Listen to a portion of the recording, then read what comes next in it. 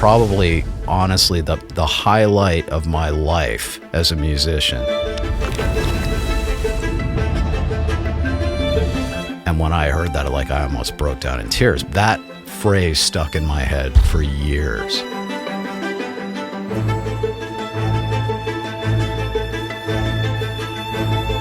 I mean, just to hear it, still, it kind of makes me a little emotional. Special's not the word I would use. It's terrifying.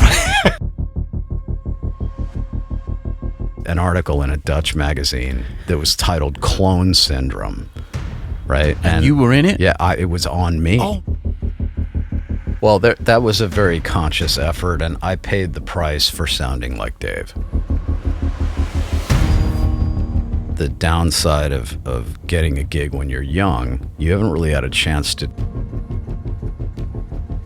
A lot of people who don't tour necessarily, who haven't toured, don't really realize that your job is to get to the gig and still.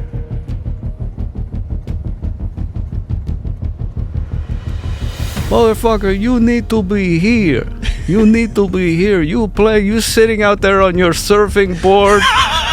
And he just lit into me about sending, and it's really what he said. But looking back, I think it was more my denial of I got what I wanted and I wasn't really prepared to deal with it yet. And I was still nervous about New York, and wow. I was touring with Michel, and I was like, I'm not, it was a whole mental thing. At one point, this record company guy turns to Michel and goes why didn't you use Weckl on this record?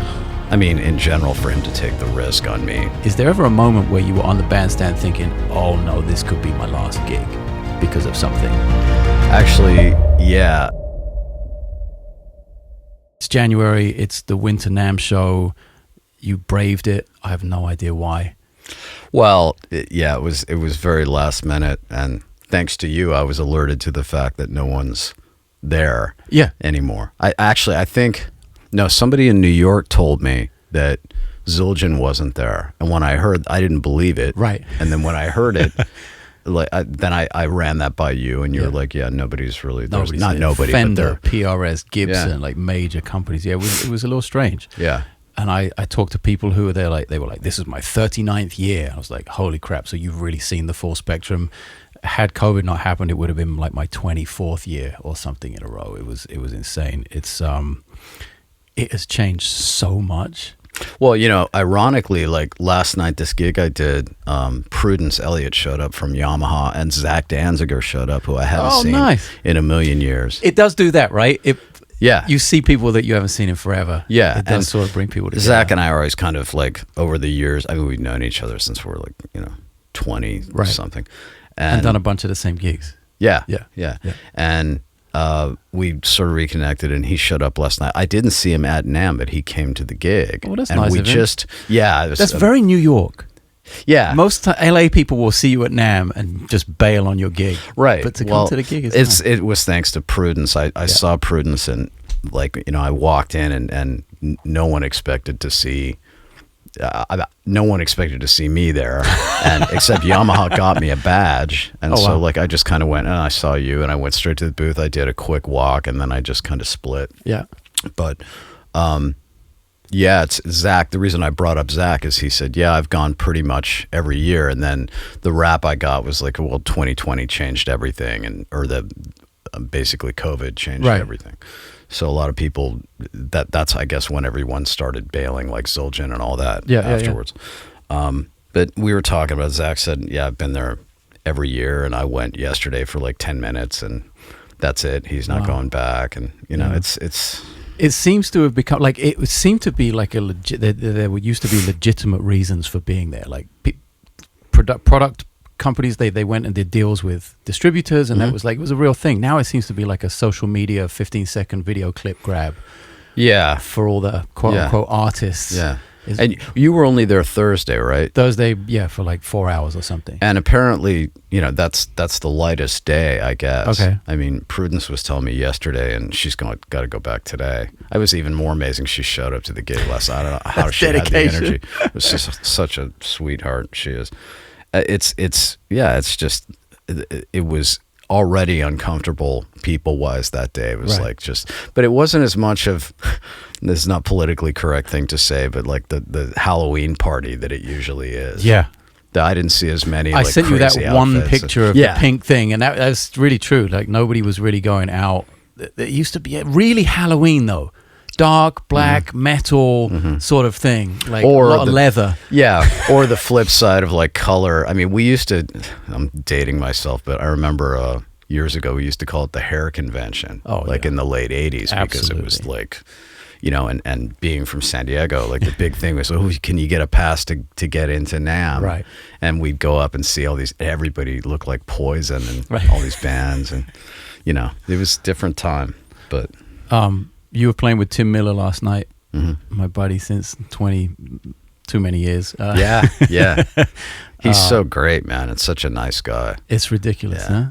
yeah. It really bugs me that he doesn't like touring or really never plays live. Like, he goes down to New York, plays a gig, which you've done a bunch of. Yeah. We've done together Yeah. also when I still lived in New York, when the Dump was still around. But no rehearsal.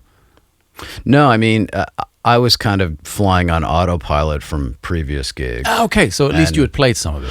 I've played some of it, and he sent all the stuff in advance and you know, links to songs. And I read a couple of the tunes were Santiago's tunes, that were demos. So you know, and I couldn't hear his count on one tune. I was really upset. I like came in on the second bar or something. Oh no! I still lose sleep over stuff like that, dude. It's just, you know, bugs. Haunting, right? Yeah. Well, okay. So, what's the earliest memory of the oh shit moment? Do you have one? There Going are way back. so No. many. I don't want to get in like. I mean, I to pinpoint one would be tough. Okay. Is there? Well, put it this way: is there ever a moment? Of course, we all have tons of oh shit moments, right? We all fuck up and do this, that, and the other. Is there ever a moment where you were on the bandstand thinking, "Oh no, this could be my last gig," because of something? Actually, yeah. This. Well, it wasn't on the band. It was in the studio. It was the first record I did with Michel Camilo. Okay. And it was like my first sort of. I knew it was going to be my first sort of mark on the scene. Right. And I was probably like 21 years old or 20. And it was at Clinton, which is long gone now. Right. But I just remember that he, to his credit, he had, you know, insisted that I do the whole album. And this is back in the days when it was like the record companies were like, no, you call so-and-so. Get a name. Get a name and all that. Right. And, you know, which they still do, I would imagine now. Sure. But I was like, you know, kid, I just got the gig. And he said, no, you know, you're doing the whole thing. And then That's nice. It was great for him to do that Yeah. and take, I mean, in general, for him to take the risk on me. You know, looking back, it's a whole other thing we could go down. Right. But I remember being on that session, and there was a record company guy in there, and we hadn't rehearsed that much, and some of it was reading and some of it was really heavy, like kind of difficult. Yep. And I went back on playback, I'm listening, and at one point this record company guy turns to Michel and goes like, why didn't you use Weckl on this record? And I'm sitting there going like, you know, and I'd probably just moved to New York. And you're a in few the months. room. Yeah. He's saying this in front of me in the room. And I'm already, you know, nervous. Yeah. You know, Sure. it's like, so that's when I thought that. You know. Wow. It didn't. Crazy that it wasn't from a musician. It No. wasn't like the band leader gave you a look and you're like, uh-oh. No, but I mean, I've had plenty of those too. I've had, I'm trying to think of like any names that did that. Off the top of my head, I can't. But I just remember that feeling, thinking like, well, that's it. I'm not going to get called back for this. And then do you remember the point where it crossed over where you're like, I don't care. I'm totally prepared to be on the plane tomorrow. Like, you know, that feeling where you're like, I'm okay without the gig. That was about, that was, I mean, you definitely start to arrive after a certain amount of time. You start to arrive at this sort of take it or leave it thing. Yeah. Like, it doesn't mean you don't try. It doesn't mean that you don't care. Sure. But you get to this point where like, you know, if this doesn't happen, then. And you put up your own boundaries and your own things that you're willing to work around. And most of that for me these days, a lot of times is business related, because I won't say yes to something even if it's great unless I want to do it. Right. I mean, great business wise. Sure. I'm still I still try to maintain the whole thing of like, if I don't want to be here, I'm not going to do it. I don't care what it pays or any of that kind of stuff. So, and having started early, like you say, you're in the studio with Michel, 20, 21 years old. Like, how long would you say that was? Was that like a decade of grinding before you were like in your 30s and like, all right, back off, I'm good? I think probably mid 30s is where I started to kind of feel that but I had a sort of re-establishment period for myself in my mid 30s because I have a different trajectory than a lot of people did. Mine kind of, I got this great gig when I was young, right? Moved to New York, but then you moved back to San Diego. I moved back to San Diego because I started dating this girl that I liked, and I was which sounds stupid, but it's actually not such an uncommon trajectory, right? People end up in all kind of different places around the world. Yeah, I mean, but looking back, I think it was more my denial of like, I got what I wanted and I wasn't really prepared to deal with it yet. And I was still nervous about New York and wow. I was touring with Michel and I was like, I'm not, it was a whole mental thing. And then you weren't ready to like... No, and I was established camp in New York. Yeah, and I was really kind of shy, and I was just not comfortable, and I'm not the most social person in general. And at that time, I was just like, and I would go on the road with him, and I would meet people in Europe or whatever, and they'd say like, "Where do you live?" And I'm in New York. You're in New York. I've never seen you on anything. That's because I was kind of like this. Yeah. So I moved back there, and then I started working out of San Diego, and I got this gig with Manhattan Transfer, and they were touring all the time. Right.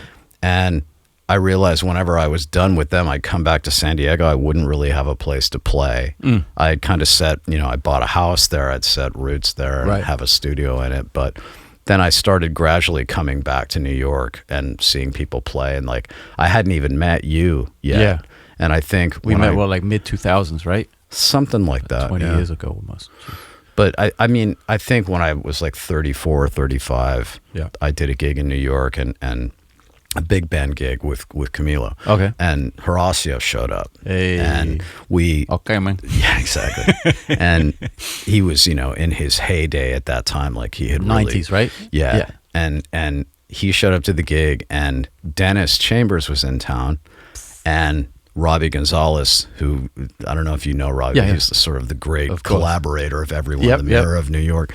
Said, let's hang. So he Dennis is staying at so-and-so. So we ended up in one of those horse carriage things. In Central Park? In Central Park at about 2:00 in the morning, all drunk. With Dennis and Negro? Yeah, it was Dennis and Negro. And Negro had finished Santana's gig, and Dennis was there with Santana. Oh, so they're trading stories about that. Wow. And we're in the back of this carriage, and at with Robbie as well. With Robbie. And I think there was one other friend of ours that was there, and we're talking about all this stuff, and Negro actually, this is what he doesn't, I don't think he knows this, but this is what actually made me come back to New York. One of the main reasons. He turned to me at one point and he said like, "Man, what the fuck are you doing in San Diego?" And I said, "Well, I have a, house, blah, blah, blah." "Motherfucker, you need to be here. You need to be here. You sitting out there on your surfing board." And he just lit into me about Sandy, and it's really what he said. Your surfing board. Yeah, your surfing board. You need to be playing with this and that. And what about your talent? Right. Like, I mean, he really, and I swallowed that. And I went home and I thought, I have to figure a way to get back here, and then I did. So he had already done Camilo before you. Yeah, he did. Did he go Weckl, Negro, or the other way around, Negro to Weckl to you? No, it was Weckl, Joel. Oh, Joel Rosenblatt, yeah. I got it. I think Zach Danziger did it. No kidding. Yeah. When he was like 18, he did it. There are tapes of it. He's like 8 minutes. Like how that didn't last. No, he did a couple of years, and then his thing started to take off. Or maybe, I don't know. I should have asked him about that. I was just texting with him this morning, actually. I was texting with Tim this morning. Oh, were you? That must have been the boomish years, right? When they were doing all that. I'm not sure the timeline, but I would imagine. Yeah. Or getting into that scene in New York, like late 90s. Yeah. Wow. So Zach, and then I did it, and then after me, I think Negro was, because I started doing this Manhattan Transfer thing. Negro started doing it. Right. Then they did the Kai 54 thing and all that with Anthony, and that trio did stuff. And I would periodically sub, and then after that, it was Daphnis. Oh wow. Okay. I believe. And then after Daphnis, I did it again. And then it's just started turning into a bunch of different people. Like after that, I think after Daphnis, it just turned into kind of a mishmash of different people. And Michel's doing a lot of like symphonic stuff. Right. And when you did One More Once, and Marvin played on half the record, did he just play in the studio, or did Smitty do? Smitty had done, actually, when I moved to New York, Smitty had played, when I first got the gig, Smitty had played on part of the record that we were touring. Oh, okay. Just on a couple of tunes. And so he did some periodical things. But yeah, he's on half the big band record. Right. So, yeah. So we're here in my home studio. I'm so extra paranoid that I don't see enough of a signal going into it. But it's good. It's good. I see it. It's recording. Yeah, no, we're good. We're totally good. All right. I just did one of those things, like we get to an end of an hour conversation and it's just... Yeah. It's fucking redlining. Wow, so that's kind of crazy that... So did you know Dennis already before that? Like, what was your exposure? Like, obviously, it's quite well documented. I know you've talked about it before, your relationship with Dave Weckl. And going to the clinic in San Diego and sitting down and playing along to his backing tracks is awesome stories that they're out there. In terms of other guys in the terms of the Vinnies and the Dennises and those guys, they're like the next generation, right? They're similar age to Dave. They're sort of in that class. Yeah. Right? I mean, when the guys, when I sort of locked into Dave's thing, like Dennis came on the scene, so to speak, around that time to where he turned into a huge guy. Vinny had been an idol of mine forever. Right. And so my three guys were Dennis, Vinny, and Dave. Right. I didn't really get to know, I still don't know Dennis very well, but he's you know him better than me. He's a really sweet guy. Okay. I've always been the greatest. Yeah. Like, I've always funniest, totally coolest, funny. Just a great hang. I mean, my first recollection of having any interactions with him was, I mean, this is how I kind of met everybody. Dave recommended me for that. I still didn't even know him that well, but he's turned into a big brother figure. Right. And then all of a sudden I'm on this gig, and then you're on the festivals, right? So that's the hang. Yeah. So then there was a festival in Japan called the Madarao Festival. Yeah. Right. So I've seen videos. I mean, I wasn't even playing bass back then. we were that place was like, it was a giant ski resort in the middle of the mountains. Right. And the joke, for lack of a better, is not maybe politically correct to say now, but the joke was it was the jazz concentration camp. Oh, wow. Because it was so away from everything. But densely populated with the greatest. Yeah, well, you would show up there in the summer. There'd be like 7 bands. You were all staying in the same hotel. Right. So I think that's when I kind of met Dennis. He was with Bob Berg and Stern. Oh, and Lincoln. Friday night at the Cadillac Club years. Yeah. Yeah, so I remember playing and looking over, and here's, my first trip to Japan. Here's Dennis Chambers. On the side of the stage. Yeah, right. It's just like... And he loves to do that as well. Oh, yeah. He loves to mess with people. Yeah. Right? Whether it's on stage as a bass player, or whether it's like, here. Well, just standing there with the crossed arms. Check this one out. And he'll still tell this story when I see him. I'm surprised he remembers it. But that hotel had a ledge outside the windows of the rooms. Mm-hmm. It was like this sort of thing that Dennis somehow figured out that everybody's rooms are right next to each other. At some point, Mike Bowie, the bass player who was playing with Michel, knew Dennis from Maryland area, whatever. Somehow Dennis had gotten out on that thing, walked over and found my room when I wasn't in there, got in my room, took my shoes right before dinner, basically stole them, and all of a sudden, maybe I was in the shower. I don't know. This is very foggy, but it's a great story because my shoes were gone. I was like this little nerdy kid, and they were about to have a first welcome dinner. And it's the barefoot drummer. Right. And I'm looking, where are my shoes? And Mike's right next to me. And I know Mike. I'm like, Mike, where are my shoes? He's like, I don't know where your shoes are, man. And he knew the whole thing. I'm like, who took my shoes? He's like, he's just ducking it. And it came out later that Dennis had done it. Mike went and told Dennis. Yeah. Then I open up my front door and my shoes are outside. Sitting. Yeah, it's like, that's Dennis's sense of humor, right? Oh, totally. He's... he's the king of stories and the king of pranks as well. Yeah, hilarious. Great to be on tour with. Yeah, he is. He's really something, and all these guys. It's like I feel really lucky that you feel lucky you get to meet any of your heroes that you grew up listening to, let alone play with them. Right. It's just like, but I was really lucky that all those guys were really friendly and supportive, and playing wise too. Like it's like this isn't happening. Right. You're too heavy on this or whatever. Who was? I maybe can guess who this was, but for our listeners, who was the most direct with you about like this is working, this isn't? There are a few different guys. Dave, obviously. Dave, right. As much as I was a fan of Vinny, I've only met Vinny one time. Oh wow! I don't like at a know if he's dinner or even. Something? Like I went to see him somewhere and I introduced myself to him, cool. but I didn't know if he knew anything about me or any. I still don't. And I'm the same. I've met him once, and I was booked on a record date with him March 23rd, 2020. So we all know how that went. Right. So the record date was canceled. I was 1 week out from making a really nice record with him. Right. So. Wow. Okay. Well, so to answer your question, it was usually Dave. Also, like I gotta say, like the guys who were kind of schooling me, who were nice enough to include me in and kind of school me on the Latin stuff. Oh yeah. Giovanni. Giovanni Hidalgo. Yeah, Negro. These guys I was paranoid. I'm a white surfer kid from San Diego. I'm trying to play Latin music. I don't know what I'm doing. Gringo. Yeah. Mama.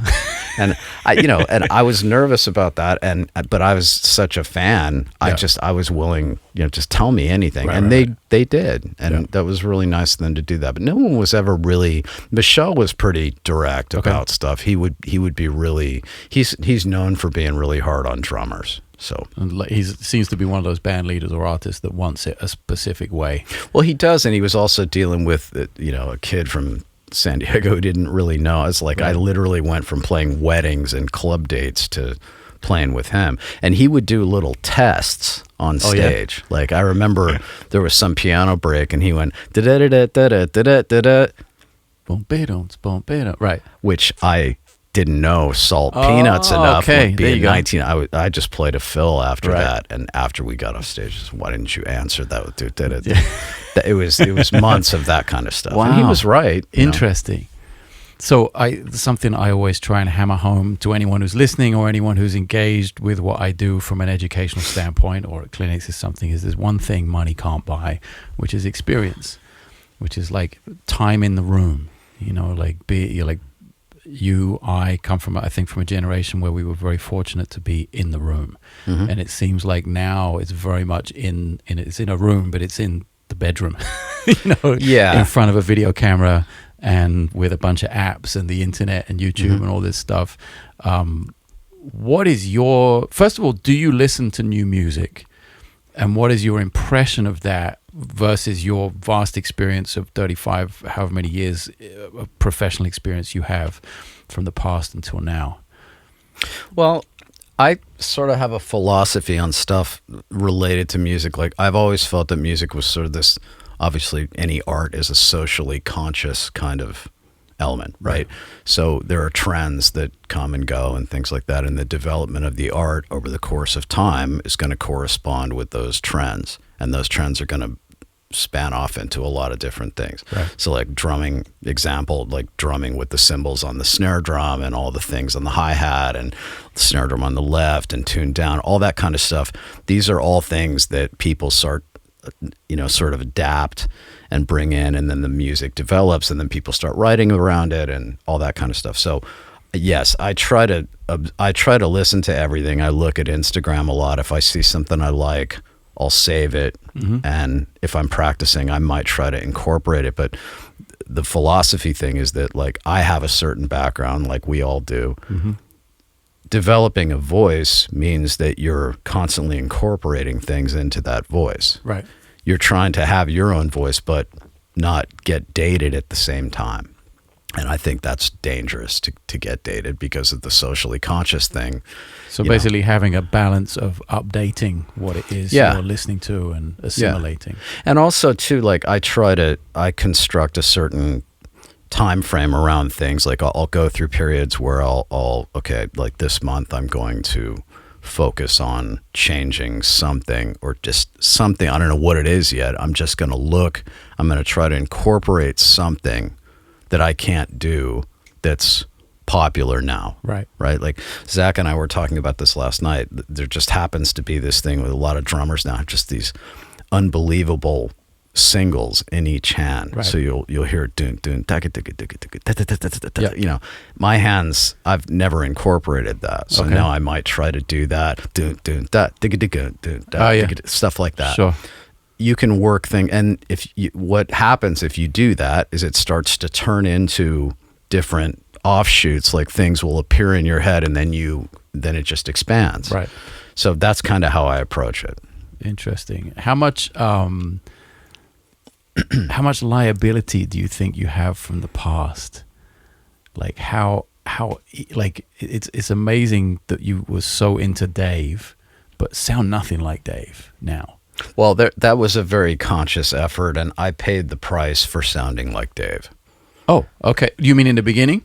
Yeah, I mean, you know, this is the sort of downside of doing something, I think. So looking back, the downside of getting a gig when you're young, you haven't really had a chance to develop your thing yet. I got the gig with Michel because I sounded like Dave. I was going to say, there's a reason you're on the gig. Yeah, right? And he told me, he said, like, I had the so-called subdivisions together. The grid, right? Yeah, the grid thing was really a big deal. It was still kind of new at that time. Mm-hmm. But the tide was turning, like more people were getting into playing straight ahead, which is a looser thing. It's the opposite of that. That's basically, I think, why I got the gig. Then I had to, like, deal with the magazines, right? This guy's a clone of Dave, and there was an article in a Dutch magazine that was titled "Clone Syndrome," right? And you were in it? Yeah, it was on me. Oh no! And I remember, like, and it was all in, it was in different language. I'm looking at it, and I saw it as, does this say "Clone Syndrome"? And here I'd sat with this guy for like 2 hours and had a conversation at North Sea, and I remember, like, okay, well, I wanted a ticket into the show, and so here I'm in the show. So this is what it is. Wow.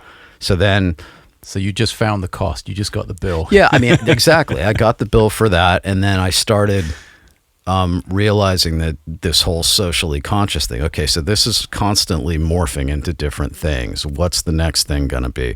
And I got kind of attached to that sound because I had worked so hard on that sound. Yeah. And then when I ironically, when I had moved back to San Diego, I kind of got out of it. I was still playing gigs, but I wasn't like immersed in music other than making a living. Right. Manhattan Transfer gig was cool, but it didn't require like soloing a lot and all that. And I started visiting New York, and then then Negro showed up, and then I started hearing about, Carlock and Mark Giuliano. And I started going, and I was watching these guys play when I would visit town. I thought, I can't sound the way that I used to sound. I've got to incorporate some of this. How do I do that? Right. And I moved back I thought part of it is moving back to New York, and I just watched, and I started anything I could take, I would try to incorporate in, and then I gradually changed it. But up to that point, I still, to me, like, I listen to tapes, I still hear the traces of the Dave thing, and nothing wrong with the Dave thing, but it's Dave. Right. So, which is crazy, because as long as I've known you, you have never played that way.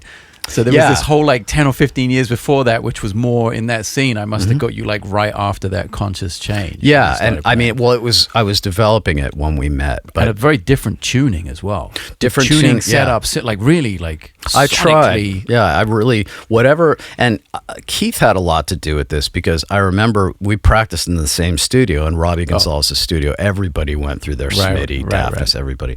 So Keith was in there before me, and he would tilt the snare drum up and do his whole thing. We practiced on the same looser kick drum. Yeah. And I actually had a conversation with him at some point. I don't know if he remembers this, but it seems to me he said something about like intentionally moving stuff around just to try to come up with something different. So he was kind of in the same ballpark. Like he was conscious enough of the fact that to get your own thing going, you have to do some things almost opposite. You have to think in opposites. Put yourself out of your comfort zone, physically speaking. Physically, and also like if you like, and I'm kind of like this with life in general now. Like if I see something on YouTube, like it could be politics or anything, if I can't stand what that person is saying, or I get like, that guy's an idiot, I force myself to listen to it just to make sure that like I understand, because I don't know, none of us knows everything, right? So I'm that's kind of my philosophy with. So you don't let your personal opinion get in the way, or your personal taste get in the way of experiencing something new. I try not to. Right. I mean, it's a constant fight, Sure. and you get set in your ways. And I think it's dangerous musically to get set in your ways, because things change constantly. Absolutely. And there's too many great, especially with the internet stuff. It's just a million great players all over the place. Right. Somebody has something to offer you. Yeah. And what's the melting pot situation now? I mean, since the 55 bar closed in New York, that was like one of the biggest tragedies of jazz in the last 20 years. It's like, when I think about, I moved 2000 to New York, and it was just like, until 9/11, it was non-stop. Like, especially if you set the 55 bar as your center, your ground zero, and there were like 12 clubs within 10 blocks. On a Monday night, you could go see 8 life-changing gigs. I don't see that existing so much anymore. Or the regularity of, like, I can't count the number of gigs I played on a weekly basis just with Stern at the Dump, and how we got to develop things over and over and over again, and making these micro changes to our approach. Doesn't seem like that is such an option anymore. Well, yeah, I think you're there. I'm not, so I'm curious. Well, yeah, now I really don't know. I don't see, I mean, I'm sure there's a scene of the younger players that is developing or has developed in that, similar to that. Yeah. But I think that you and I basically got the last sort of ride of that particular set of events, obviously. And when I moved to New York, it was even bigger than that. There were more clubs. Oh, sure, yeah. People were playing, you could play 7 nights a week with anybody all over the place. Jojo, he told me, he's like, yeah, man, I moved 1992 and I was 40 years too late. Yeah. I was like, well, when you look at it like that, yeah. Well, that's what everybody was telling me. Like the first time I played Street, with, Coltrane, Cannonball, Miles, all on the same night. There's that, and I mean, and also there was a whole session scene. Like when I got there at the end of I think I got there in like 1989, and the first time I played with Anthony, I remember after the set, he turned and said, like, "You're about 8 years too late." He said, 8 years. He's like, yeah, if you'd have been living here in the early 80s.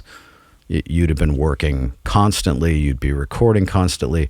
And then, sure enough, I met like John Trapet and all the old school cats that did. I mean, it was a couple sessions a day. Yeah.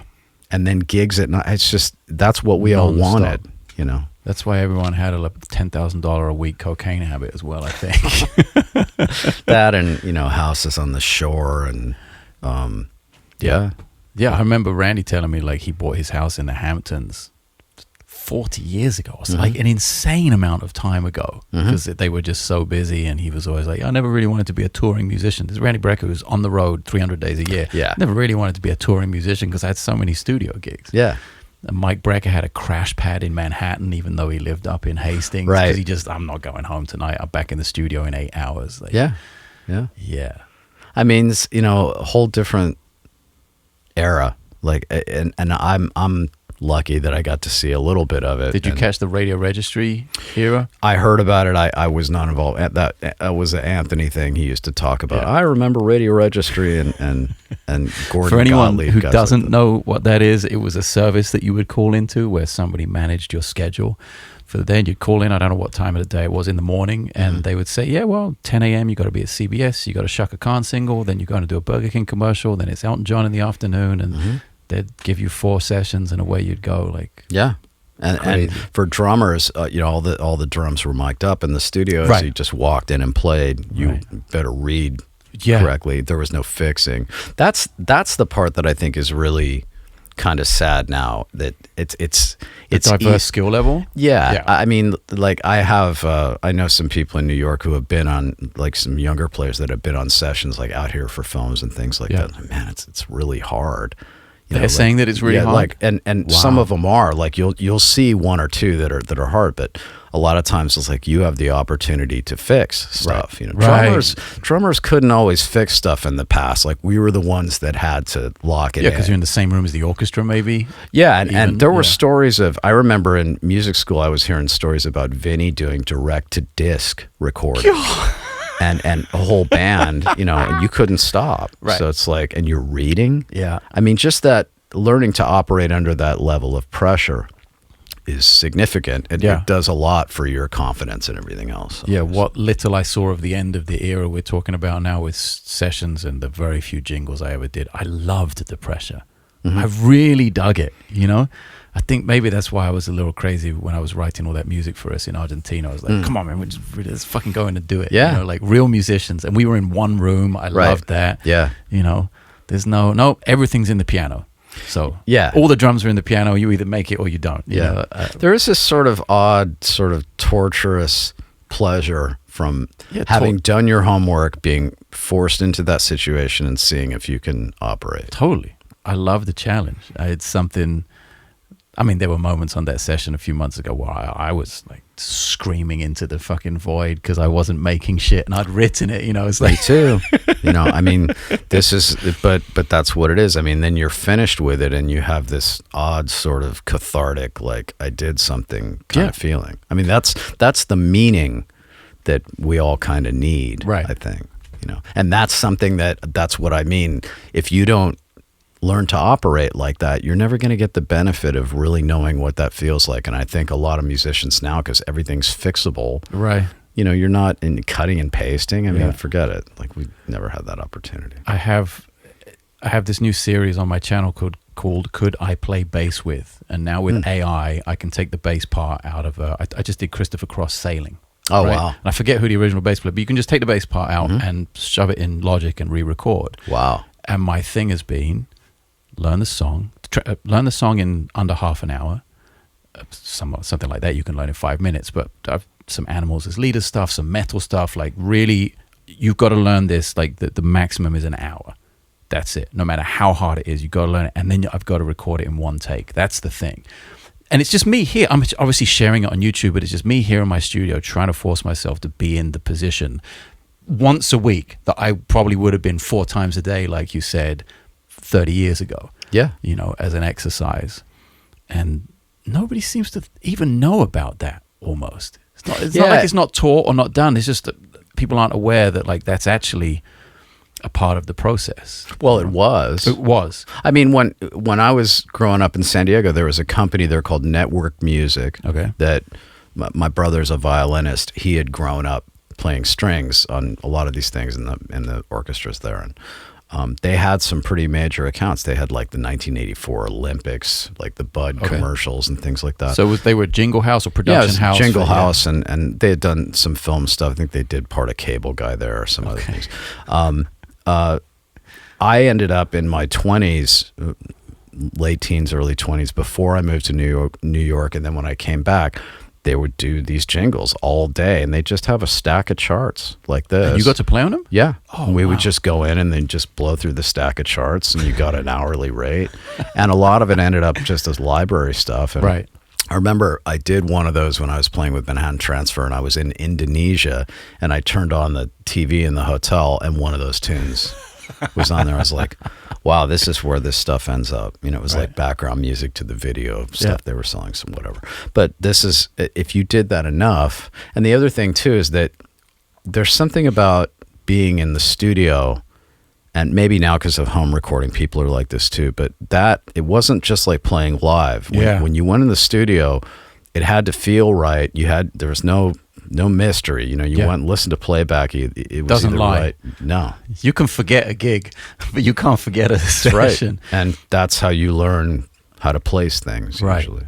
And the thing that always amazed me, is specifically about drummers, actually, was the velocity at which you play a song. Like you're playing, first of all, I think I don't know if you agree with this, but you're playing the microphones as much as you're playing the drums, if not more. Would you agree with that?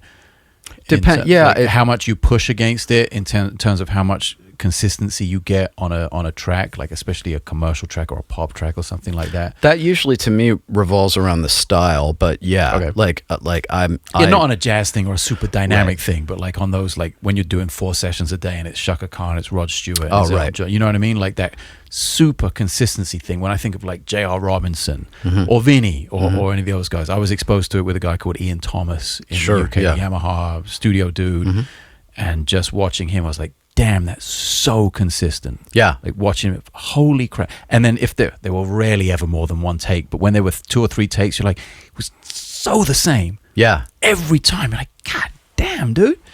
Yeah, I think that what becomes a discipline. It's a discipline, but it becomes instinctive. What was interesting to me is like I would see that in tape, right? Or not see it, but I would hear it on tape. When Pro Tools came around, I could actually see the audio. Oh yeah. So I would go in and I'd look at my snare drum, and if it was doing that, it's like, nope, or kick or whatever. Nice. And then I would kind of unravel that and talk to the engineer about what he was limiting, if they had gates on things, what was affecting that. Right. And I would want to just see straight signal, right. And then kind of dial that in through that. That was one of the benefits of computers, that there were a little hidden things that bumped up the game as a result. Now a lot of it is cheating because you're fixing things. Absolutely. That's, the discipline thing seems to have fallen by the wayside a little bit. Well, it's not necessary. I mean, in a lot of respect, it is if you have, some character about it. But, I see more, or I hear more stories now of like singers, for example, like saying that if like older singers will do a jingle session with younger singers, and okay, we finished the first chorus, let's do the second chorus. Well, can't you just cut and paste that? That's what the younger singers will say, and the older singers like, don't you guys want to do this? Like, so we can. There's that. Yeah. It to me, it never came off like a job like that. It's like, no, I want to do that. I'm here trying to do. So that's interesting, right? Like we don't have to learn. We don't have to retain so much information because we could literally look up anything we want on a supercomputer that's sitting in our pockets, right? But also in the middle of a conversation, I don't want to have to go look something up because I'm not educated enough to know enough about it to hold a conversation about it. So where do you think the break is with that in music? Like we don't, like you said, we don't have to do a lot of these things. You don't have to sing that second chorus. You don't have to have the ability to play consistently throughout a whole session because they'll just crank the compressor or whatever, Where do you think the line is with that in music? And is that like a very personal thing, just whether you can sleep at night? I think it is. I think it's a character. I mean, this is back to the sort of philosophical side of playing music. Right. I mean, it's personality. I mean, some people are type A wound up personalities that have a set of things that they can't live with themselves unless it's a certain way. And those people, it shows up in the playing. Right. Usually you'll see it in attention to some detail, whether it's the right detail or not. Like we were talking about subdivisions earlier. Right. When I was younger and I didn't have enough concept of the deeper elements of music, that subdivision thing that I heard Dave doing, I really latched onto that. Like I could see if I work on this enough, I can develop that into something. And I got to where everything was even, and then I realized once everything was even, it didn't work in all situations. So then I had to unravel it, but then I had to come up with different ways to use the ability for it to be even, to also use that ability to make it loose and be conscious of it. The consciousness of it is what made it work in a lot of situations. Okay. So you really but that's are personality. Like, that was like overthinking, like, okay, I've learned this skill. How do I apply it how do I not force it into something that it's not relevant in? Right. And how do I adapt it? And that to me was very challenging and fun. And then everything in music turned into that. It's like, okay, this works here, doesn't work here. I don't want to force it. How do I connect the two? So and how then it's conscious artistic. of that are you now? Like the is it an auto-correcting spectrum of consciousness in terms of, you know, you go from Krantz to my gig to the Broadway show you do to Camilo or whatever. That's just, it's totally natural, or do you find yourself like, oh shit, I'm on this gig now, or is it a natural thing now where you don't have to think about it?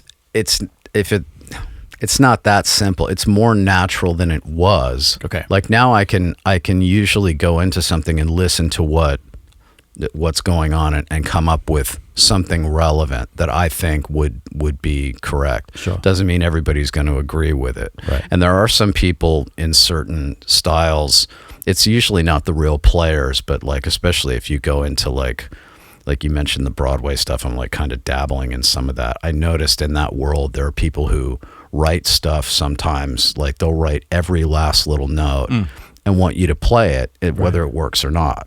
And you'll be reading it. It's like, then I might throw something else in, and then they'll come in and go like, no. You know, now if it's something related to what's happening on stage, dance thing or whatever, sure, that's their thing. Right. But if it's just strictly musical, like then you kind of get an idea of where somebody's coming from. It's like, no, I wrote this and that's what I want. And maybe they're hearing it that way, and that's fair. They wrote it. But sometimes it's just like, no, because I wrote it. Right. Don't do it's anything an ego to thing. It can be. Yeah. I mean, the reason I ask is one of the things I try and hit home so much is to get away from thinking in the moment, because you want to have freedom of expression, right? You want everything to be subconscious and in your muscle memory, and to be aware, I guess, to react to what's going on around you, especially in improvised creative situations. So a lot of people ask me like, well, when does that happen? You know, there's no magic moment, right? But what you're saying is over time it gets... Well, it's like everything. It's like I use the term, there's no lightning bolt that comes out of the sky, right? You know, for pretty much anything. Right. I mean, everything. Unless it's coming to kill you. Right. Sorry. A lot of times, like you just, one day you it's kind of like losing weight, right?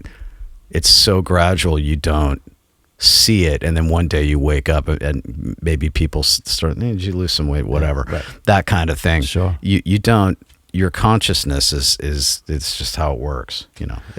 So what's amazing to me with you, and it's a very few people that I know, you've already talked about how like, hey, this month I'm going to try this thing. Like you're at this point in your career with all these hundreds, thousands of gigs behind you, but still thinking about what the next thing is. Well, what else is there? Okay, great. I'm perfect. I feel exactly the same way. I mean, that's the thing is like, you know, I'm getting older now, and it's like I've looked around at the people that, you know, people I went to high school with, or people that went in lots of different careers. Yeah. A lot of people wanted to make piles of money, and I'd like to make piles of money, but they're all kind of searching. I think my concept is that they're all kind of searching for some meaning in something, and they think money's going to do it or whatever. Music will do it. Right. You know, it may not pay you very much, but you'll get this sort of, it's like you've taken on this responsibility of this thing, and it gives you this kind of cohesive center. Sure. And it kind of goes from there. And that's very individual, and everyone has a different approach to it. And not everybody feels that way. There are plenty of people who just go in and do it as a job, and that's fine. Right. You know, but like I don't know, that's always meant more to me. And I found very few people who play jazz just as a job. I think that's like an extra level of commitment, right? Yeah. And ironically, a lot of times I see the people that don't play jazz and who do it as a job kind of make fun of the jazz people. Right. You know, like, oh, you know, you're playing that gig for $100. It's like, yeah. And then you listen to them play. It's like, oh, okay. Yeah. You're making 500, but you are playing Brown Eyed Girl. That's right. Yeah. Or God knows what else. Yeah. What else? But you put them on a gig where they really have to, you know, come to the table, right? And they don't want to, and that's totally fine. It's a choice, but don't diss it, right? You know, either side. And has there been a point where you were like, yeah, like that thing of where you had to do something that you weren't into, like, and you were like, oh, I mean, shit, I really have to do this. Yeah, I mean, it I mean, not, you don't have to name names or anything, but like I think a lot of people find themselves at like what they think might be the end of the road, a little bit of a desperate situation, but they don't want to do the thing. Like, how do you punch through that? I know I've been there in my life. I chose the route of like debt and credit cards over saying yes to wedding gigs. Looking back, who knows whether that was a good thing or not. It worked for me, but it's different for everyone. Some people get stuck on cruise ships or in wedding bands or whatever. I mean, I was, you know, I've been fortunate that most of my life now I'm like the older guy, but I was always the younger guy in the band. And so I would always have a lot of great advice from older people who would tell me, do this, don't do this, musically and otherwise, right? I don't have a family. I don't have, like, there are things financially I don't have to worry about. I mean, my family that I was born into is still alive and everything, but I don't have a wife and kids and all that. So that's given me a little more freedom to make some choices. And you also, you know, you're alive as a human being. You have to think about money. You have to think about the realities of life. I'm a little slow from the last couple of days. And yeah, I mean, I've had to make choices to do things I didn't want to do. I won't really name them. No, not at all. You don't have to, but... You know, I always try to tie some meaning into it. Sure. Like when I was in my teens, I played in a 50s band, for example, in high school, like just by accident. And I was playing 5 sets a night when I was in high school. 50s rock and roll. Yeah. And I played, you know, Run Around Sue and all that stuff. And I remember thinking, oh, this stuff sucks. And I'm listening to Chick Corea and I want to, you know, blah, blah, blah. Yeah. And I remember at that time, like, I got so bored, I switched the kit around to play left-handed on a gig because there's nobody in the club a lot of nights, right? And I had to be in high school at 7 a.m. the next morning, and I was getting mad. And you know, you've got the energy when you're that age. But I started doing that, and I sounded terrible. And the guys in the band, it wasn't a strong band, and they were all older than me, and they're like, "Oh, you can't do that." But I remember just thinking, I have to get something out of this. Sure. Otherwise, there's no reason for me to be here, right? And I've always kind of thought like that, even when I was a little kid. So I always apply that. If there's something I don't want to do, I try to focus on what it is I'm going to get out of it, why I'm doing it, essentially. Right. Now, if I can't find anything, then, and now that happens a lot more. A lot of things come in and I just go like, I'm not going to do that. And it's not sometimes just the music. Sometimes it's the travel situation. People will say like, yeah, I got this great, it doesn't pay a lot of money and I want to do it. Yeah. But then they're flying you through 10 different cities on a crappy airline or something. Yeah. That kind of stuff. Like I could do that when I was younger, but I don't want to do that anymore. I'm the same way with that. I just think it's important for people to hear, like, we can sit here and talk about this insanely great career and being drunk in the back of a carriage with Dennis and Neg. It sounds, which is also, it happens. Like this, it is awesome. It's just always, I like to try and remind people that, like, no matter how great the story is, there's always going to have been some moment of like, oh shit, what am I doing? The dues were paid. Let's put it that way. Yeah. And you know, Anthony told me that years ago. He said, like, you're constantly paying dues in one way or another. And then you get to collect somewhere. Right. And then you're back to paying dues. And a lot of times the dues are not, you know, a lot of people who don't tour necessarily, who haven't toured, don't really realize that what you're really getting paid to do is get on a plane or a bus at 6 a.m. And when you get, you know, a hellish day of travel in Europe on a different time zone, whatever, your job is to get to the gig and still sound halfway decent. Exactly. And if it's a big artist, you know, I've went through this in Japan a bunch of times. You know, you land and you go and play a show at Budokan or something, and it's all videoed. Yeah. You better sound good. And functioning under those circumstances is really what the job is. Yeah. Erskine told me that too. Oh, yeah? He said, I took a couple of lessons with him. He said, like, man, no one cares if you had a stinky lunch or if you slept. They paid a lot of money to come in and watch you play. You better cough it up. And he was right. Yeah, that's Erskine's kind of the don at that shit, man. Yeah. Just showing off and like smashing it out of the park. I mean, although that's kind of what scares me about the lack of opportunity now to go do that and get those experiences and pay those dues. That as a freelance musician, seems like everyone can be an artist now and everyone can do their own thing, but that kind of like picking up that experience, because I know, like, as you tell that story of like flying to Japan, getting off the train, getting off the plane, and going to play in the Budokan and being on 100%. I see that when we walk in the studio to play my music in fucking Argentina on the other end of the world. Like, I don't think about it. I absolutely expect it because I know you know, and it's just, yeah, I worry about how to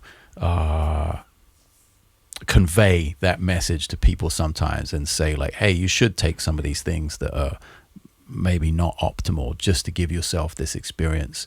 So you know, I feel like there's very little that can beat me down in a musical situation now. You know what I mean? Yeah. And that's a nice confidence to have, to walk into any situation and feel like I'm good, like no matter what happens. Well, that's the dues. Right. You spent so many years doing that. And you're right, that's the part I was talking about earlier. This, for lack of a better term, the generations of people coming up now are not necessarily going to have to or get to experience that. And it doesn't look, when you're on the other end of it, paying the dues, it's like, I'm not getting, you just get mad. It's like, but then after so many years go by, you look back and go like, wow, I can do, you know, and you see other people struggling around you, you know. Also, I got to say that there's a work ethic thing to that kind of corresponds to what we were just talking 100%. About too.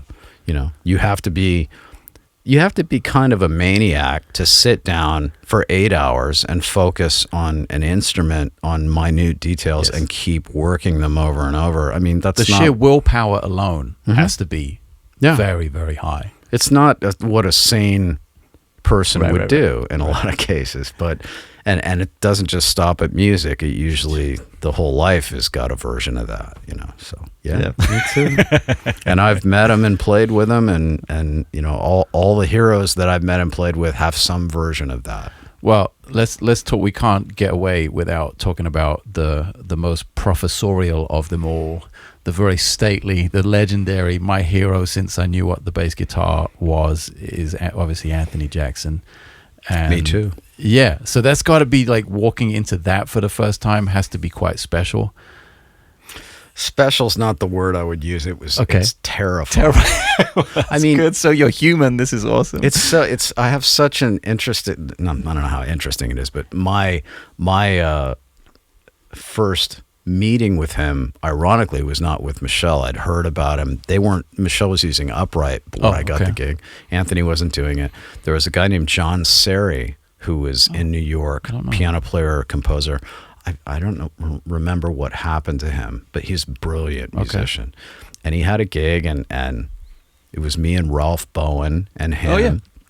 And it was some tiny club in New York. It was one of the only gigs I was going to do in New York other than Michel's. Wow.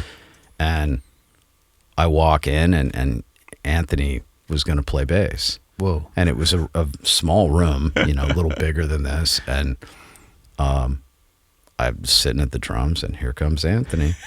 And he sits down. In the 90s? Yeah. Yeah, early 90s, you know, just takes the bass out. And I'm sitting there adjusting. Do I talk to this guy? It's like, I saw you with Al Di Meola when I was in 8th grade. You know, I'm like, and I kind of made eye contact, and I said, "Hi, I'm Cliff." And he goes, "Anthony." Right? Played. Seemed, you know, he was very sort of stoic and kind of quiet, which he was, but true to brand. And then I didn't really get to talk to him. I remember walking away from the gig not knowing what he thought about it. Dude, isn't that one of the toughest feelings? It's terrible. The first time you play with someone. Yeah, it's terrible. I only have a couple like that, but really just like go back to the hotel and like, oh shit. Yeah. What happened? Yeah. Yeah. I mean, and also, you know, you're looking for some sort of reaction. And or validation, anything. Yeah. Just like, tell me I don't suck. You know what I mean? Don't tell me I'm great or anything. Just tell me I don't suck. You know? Yeah, or, you know, there was one guy we used to make jokes about in San Diego who would go, you'd finish a gig, and he was a great musician. He'd go, yeah. Wow. And you just never knew. Never knew, yeah. Anyway, that, you know, I did this gig and left there not knowing. Then Michel was going to use Anthony, put this thing back together with Dave. It was like a trio reunion thing, and then I started subbing. And I got in the car, in Santo Domingo. We were Oh, yeah. going to do the first gig in Santo Domingo, and I was on a different flight. Anthony gets in the car and turns around and is like, "Hey, man, how you doing?" Like, like an entirely different personality Wow. than I ever even knew. And from that point on, like, he was just normal, like the sweetest awesome, person. And then he recommended me for things. And one of the, probably, honestly, the highlight of my life as a musician was something that Anthony had to do with when I was at MI in my late teens, and the cover of Modern Drummer was Weckl.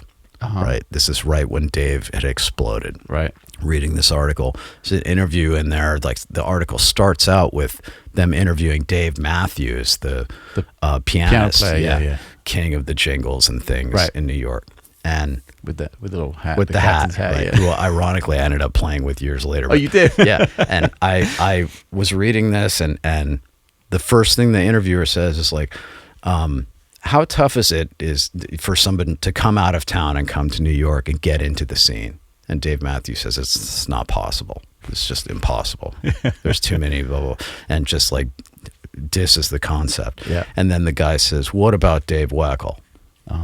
And Matthews says, "Well, that's a different scene, because I remember Anthony Jackson coming around and saying, I just played with one of the best drummers I've heard in a long time, and you guys better call him and get him for stuff, or you're going to miss.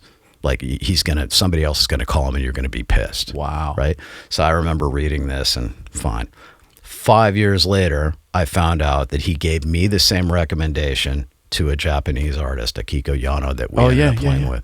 And when I heard that, I almost broke down in tears, because it was like that phrase stuck in my head for years. That's huge. And yeah, I mean, just to hear it, still, it kind of makes me a little emotional, because he got me in on so many things. He's met my family. He's, I say this, I haven't been in touch with him in a long time, and I feel terrible about that. I need to reach out to Anthony, but it's, that is just like one of the biggest figures in my life, musically and otherwise. And I learned so much and you're not talking about a stupid guy here. Oh, no. I mean, just forget about the bass. Charts. Forget about music and the bass. The guy, that's why I say professorial. Yeah. He is the professor. He is. For real. He is. And he's a really, really sweet person. Yeah. He has this huge outer shell. Yeah. And I mean, musically, God, it's super deep. You he can't just even happens explain to play it. the bass, everything else that's going on is, and the mutes, and when you're playing a kick drum and he hits the mute, it's like a sequencer. I've never. It's just and it's weird when I talk about it, because I'm real kind of wise ass type person, and when I get to know somebody, I'm like constantly, and I would make fun of him, and we would go back and forth at sound checks, and I was imitating him and doing all kinds of stuff, and and he's like an honor to be associated with somebody like that. One person like that in your whole life can change everything, and that's what he did. Amazing. What a great place to end this. Very positive. You're the man, dude. Thank you. Thank you, man. Thanks for having me. I'm glad we could do this. Yeah. Night Watch. That's the album we just did back in August, September. Cliff's sitting in front of the poster. That was like 4 months ago. You're right. It feels like a year and a half. It feels like I should have done 2 more records since then. Like, I'm dying. Like, we got to go back. Yeah, I mean, not to Argentina, but I think maybe Japan this time. That'd be great. Yeah, go do maybe a live album out there. Drop some comments below the video if you're watching on YouTube. Or if you're not watching on YouTube, go watch on YouTube. Drop some comments and let us know where you would like us to play. There should be some touring towards the end of the year with the trio, with Sir Thomas of Corley. And all right, that's it. Appreciate you guys watching. See you on the next one. Thanks.